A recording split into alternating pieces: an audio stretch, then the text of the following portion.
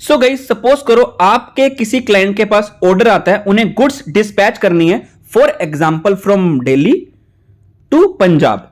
अब जो ट्रांसपोर्टर होता है वो क्या करते हैं, जो ओरिजिनल डेस्टिनेशन लिखी थी पंजाब ईवे बिल पर, वहां नहीं जाते, किसी और प्लेस पे जाते हैं, मतलब डिफरेंट डायरेक्शन में, different direction away from its original destination, किसी दूसरी डायरेक्शन में जाते हैं।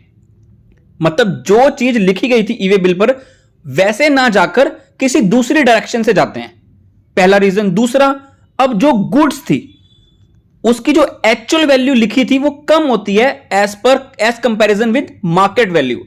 सपोज करो मार्केट की वैल्यू 330 करोड़ है, तो जो गुड्स की एक्चुअल मार्केट वैल्यू लिखी थी वो लिखी थी कुछ ₹286, कम वैल्यू लिखी थी। तो ये दो रीजन से क्या किया, गुड्स को पकड़ लिया गया और बोला गया कि आपने टैक्सेशन को इवेड करने की कोशिश की है, तो इसलिए हम गुड्स को कन्फिस्केट कर रहे हैं, इनके ऊपर केस भी लगाया गया। तो आप बताओ गाइस, वीडियो बाद में स्टार्ट करते हैं। सिंपली जस्ट बिकॉज की मार्केट वैल्यू से गुड्स कम है और डायरेक्शन चेंज कर रहे हैं, क्या हम ये बोल सकते हैं कि सामने वाले की इंटेंशन है कि आपको टैक्स इवेड करना है? एक कंडीशन है, ये माना जा सकता है, बट वो प्रूव करना पड़ेगा। तो ये केस काफी रेलेवेंट रहने वाला है, इसको समझना। चैनल पे नए हैं तो चैनल को सब्सक्राइब करना, बेल बटन को प्रेस कर लेना और वीडियो को लाइक जरूर करना। Gujarat high court has held that goods in transit can not be confiscated, इसे जब्त नहीं किया जा सकता on grounds of wrong route, अगर आप दूसरी डायरेक्शन में जा रहे हो या गुड्स की अंडर वैल्यूएशन हुई है। जैसे मैंने आपको बताया पंजाब जाना था, बट डिफरेंट डायरेक्शन में वो चलते हैं। It was travelling to the different direction away from its original destination, transporter लेके जा रहा था। It is clear that the goods were not moving to the place destined for, जो लिखा गया था वहां नहीं जा रहा था। तो ये अपीयर हो रहा था कि जो गुड्स ट्रांसपोर्ट की जा रहे हैं वो with intention to evade tax है। सेकंड रीजन कि मार्केट वैल्यू से कम थी, एक ये रीजन बताया गया।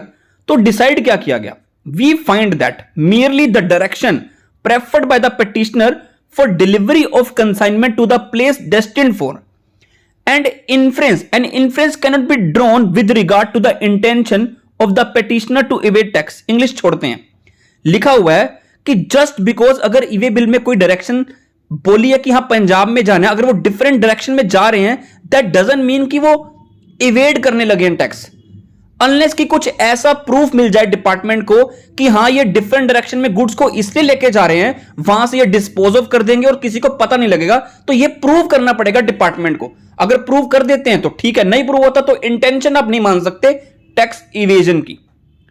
अब सेकंड रीजन पे चलते हैं। So for as the second ground as held by this court as well as other high court, it is settled that it is a settled legal position that undervaluation cannot be a ground for seizure of goods in transit by the inspecting authority।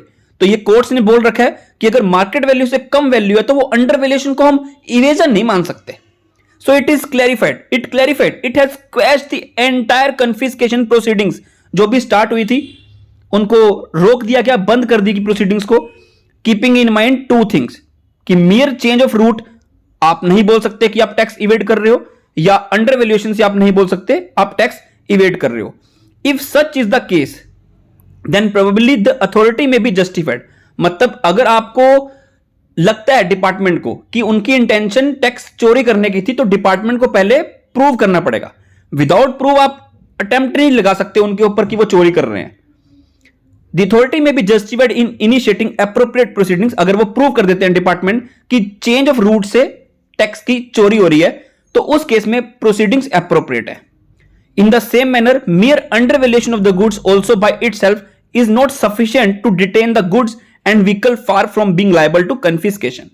So I believe आपको video काफी relevant लगी होगी। Video में कुछ भी अच्छा लगा तो लाइक शेयर कमेंट करना मत भूलना। Till then, good bye।